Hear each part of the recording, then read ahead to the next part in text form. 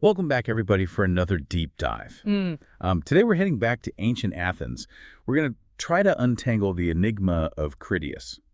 This guy was a philosopher, a politician, and ultimately a key player in one of the darkest chapters of Athenian history. Yeah, what makes Critias so fascinating and also kind of frustrating is that we have to piece together his story from these little scattered fragments, historical accounts, bits of poetry, philosophical dialogues. It's almost like trying to put back together a shattered vest with some pieces completely missing. Okay, so let's start with what we do know. Yeah, His family background seems like a good place to start. And wow, his family background is something else. He came from the very top of Athenian society, descended directly from Solon, the legendary lawgiver who shaped Athenian democracy. right. And get this, he was even related to Plato. Yeah, and there's a shadow lurking in that impressive family tree. Critias' ancestors had a history of being ostracized, exiled from Athens because of their political views. So it seems like challenging authority, maybe even like courting controversy, ran in the family. So we have this blue-blooded Athenian with a rebellious streak. What about his early life? What was he like before all the political drama happened? Well, his early life is where the puzzle pieces get really hard to find. We have some fragments of poetry that he wrote, which show a sharp mind and a real talent for language. There's also evidence that suggests he was a sophist. A sophist. Can you break that down for those of us who weren't philosophy majors? Sure, so sophists were these traveling intellectuals who taught rhetoric and philosophy. They focused on the art of persuasion and debate, and they weren't afraid to challenge conventional wisdom. So imagine them as like the rock star intellectuals of their day, sparking these lively debates wherever they went. Some people saw them as wise and insightful. Others saw them as dangerous manipulators. So maybe that's where Critias got good at argumentation and persuasion, Right. which definitely would have been helpful later on in his life. Exactly. And of course, we have to talk about his connection to Socrates. This relationship is super important for understanding Critias's intellectual development and maybe even his eventual downfall. I've always been fascinated by Socrates, this guy who questioned absolutely everything and everyone. Makes you wonder what happened when a rebellious mind like Critias met such a provocative thinker. Yeah, and what's really interesting is that Plato, who was a student of Socrates, actually features Critias as a character in some of his dialogues, like Charmides and Protagoras. And remember, Plato is writing about these philosophical conversations years after Critias became infamous. So why would Plato include someone like Critias, knowing his dark future? It's almost like he's deliberately keeping him in these conversations, trying to understand his life and choices. Yeah, it makes you wonder, did Plato see something in Critias, like some trace of the philosopher he used to know, even as he was dealing with the terrible things Critias did? It's a silence that really makes you think. Okay, so we have this complex figure emerging, right? Aristocratic background, a bit of intellectual rebellion, a student of Socrates. But then there's this pivotal moment in Athenian history that's going to have a huge impact on Critias' fate. The year 415 BC. Yeah, this is a big one. Athens is at the height of its power, and they decide to launch this massive expedition to Sicily. They're trying to conquer this strategically important island in the Mediterranean. But right before the fleet sets sail, something shocking happens. The mutilation of the Herms. And these weren't just any old statues, right? The Herms were sacred figures of Hermes. They were everywhere in the city acting as protectors. Can you imagine the public outcry, the religious fear, the desperate search for someone to blame? And guess who ends up in the spotlight? Critias. He's accused of being involved in this sacrilege, which says a lot about the paranoia and instability of the time, even though he's eventually cleared of the charges. You have to wonder if this experience being falsely accused at such a critical time made him distrust the Athenian system even more. It's like the ground is starting to crumble beneath his feet. And then to top it off, news arrives of a crushing defeat in Sicily. The Athenian expedition, which was supposed to make them even stronger, ends in total disaster. The city's weakened, vulnerable, ripe for upheaval. And this is where Critias, shaped by his education, by his time in exile, and by his experiences, is going to step onto the stage of history in a much bigger and much more terrifying role. Yeah, Athens is really hurting after that defeat in Sicily. Yeah. I mean, their dreams are shattered, their power is fading, and people are starting to lose hope. It's like the perfect environment for radical ideas and extreme solutions. And then you have this group of Athenian elites who think they have all the answers. They believe oligarchy is the way to go. They look at democracy with all its debates and changing public opinions as the real problem. Right. They want a system where a select few, the so-called best and brightest, are in charge, to guide Athens back to its former glory. Exactly. And these oligarchs, they see their chance in all this chaos. In 411 BC, they stage a coup, they overthrow the democratic government, and set up something called the 400 to rule Athens. Wow. So was Critias one of these coup plotters? Was he working behind the scenes while democracy was falling apart? Well, that's where the historical records get a little fuzzy. Some scholars think he was directly involved, pulling the strings behind the scenes, but others argue he was more of an opportunist, just waiting to see which way things would go before fully committing. Okay. So maybe he was. Maybe he wasn't part of that initial power grab. But we know he shows up again on the political scene pretty soon after the coup. And he aligns himself with a pretty interesting character, Alcibiades. Oh yeah, Alcibiades. This Huh? guy was a brilliant general, a charismatic leader, but he was also a notorious rule breaker and a master manipulator. He had been exiled from Athens years earlier for a few things, including making fun of the sacred Eleusinian mysteries, which was a very important religious ritual. So Critias backs this controversial figure, a man who had been both praised and condemned by the Athenians. What does that tell us about Critias and his political moves at this point? I think it shows he's not afraid to take risks, to team up with powerful people, even if they have a questionable past. If it helps him get what he wants, he's definitely a smart player, someone who knows how to play the game of Athenian politics. And then those same political currents end up pushing Critias himself into exile. He's sent away to Thessaly, which is north of Athens, and known for its fierce warriors and its own kind of political drama. Now, you might think being exiled would mean taking a step back, a time for quiet reflection.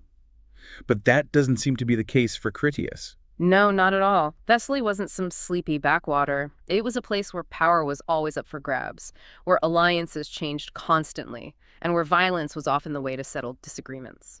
So did Critias learn from this experience? Did he use this time to sharpen his skills in this rough and tough environment, getting ready for even bigger challenges? It's very likely. We have accounts from historians like Xenophon, who talk about Critias being involved in Thessalian politics, maybe even stirring up trouble and trying to gain influence. He wasn't content just sitting back and licking his wounds. He was watching, learning, and maybe even plotting his comeback to Athens. And that return happens at a time when Athens is at its weakest. The long and brutal Peloponnesian War against Sparta finally ends, and Athens loses. Their empire is gone, their walls are torn down, their future's completely uncertain. And into this power vacuum steps Sparta, ready to take control of their defeated enemy. And what does Sparta do? They install a puppet government in Athens, a group of 30 men chosen to rule with an iron fist. They become known as the 30 Tyrants, and leading the pack, more ruthless and determined than ever, is Critias. This is the beginning of one of the most awful chapters in Athenian history. The 30 Tyrants, with Critias as their mastermind, start a reign of terror.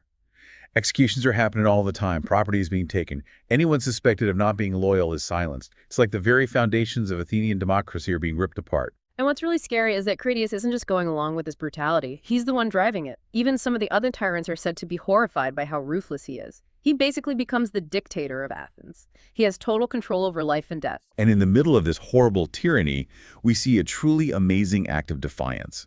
Remember Socrates, Critias' old teacher, the man who always encouraged people to question their beliefs and live a good life. Oh, absolutely. Well, Socrates, who once had philosophical debates with Critias, is now facing the consequences of his former student's twisted way of thinking. The 30 tyrants, led by Critias, tell Socrates to arrest a man named Leon of Salamis. Yeah. And Socrates, sticking to his principles, refuses. He won't take part in this injustice. He won't go against his conscience, even when he's facing the full force of Critias' tyranny. That is such a powerful moment. It shows just how far apart these two men have become. Socrates, committed to justice and truth, is the complete opposite of Critias, who's embraced cruelty and oppression. It's like something out of Shakespeare. This clash between the student who's fallen for the allure of power and the teacher who holds on to his integrity, even when it puts him at great risk. I mean, can you imagine what it must have been like to actually live in Athens under the 30 tyrants? This city that was once like a symbol of democracy and freedom of thought had become this oppressive place ruled by fear and suspicion. It's important to remember This wasn't some far-off abstract idea for the people who lived through it. This was their friends, their families, their neighbors being targeted, executed, forced to flee, their whole lives turned upside down. The trauma of this time would have a lasting impact on Athens. Yeah, for sure. But even in those darkest moments, the human spirit, that desire for freedom and justice, it can still find a way to resist. And that's what happens in Athens. Absolutely. This group of Athenian exiles, led by a guy named Thrasybulus, they refuse to accept Critias's reign of terror. They gather their forces, they train, they plan, and then in this daring move, they launch a counterattack. Wow, so they take Piraeus, which was basically the lifeline of Athens, controlling all their trade and access to the sea. That's such a smart move. It totally throws the 30 tyrants, including Critias, into chaos. Oh yeah, Croesus is not one to back down from a fight. He gathers his troops and marches out to confront Thrasybulus and the rebels. He is determined to crush this uprising, to hold on to power no matter what. And this is where Critias' story, a life full of so much promise and so many terrible choices, comes to a violent end. He's killed in battle, fighting to maintain the very tyranny he created. It's a pretty dramatic end for a man who lives such an intense and ultimately tragic life. With Critias out of the picture, the reign of terror starts to fall apart. The 30 tyrants lose their power, and democracy, bruised but not broken, is restored to Athens. So we're left with this incredibly complex legacy. Right. You have Critias the philosopher, the student of Socrates, this guy who could write beautiful poetry and have these deep philosophical conversations.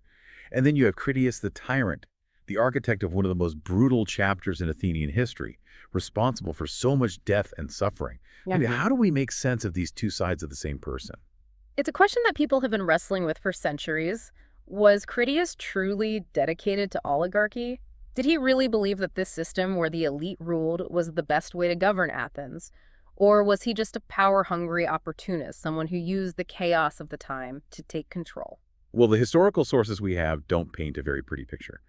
Xenophon, who is a historian who lived through this period, he calls Critias a thief, a murderer, a man driven by greed and lust for power. Right. And Philostratus, another ancient writer, he takes it even further. He calls Critias the worst of the wicked. Those are pretty harsh judgments. For sure. But then there's this strange silence from Plato. He knew Critias personally. They were related. They studied together under Socrates. They had this deep intellectual bond.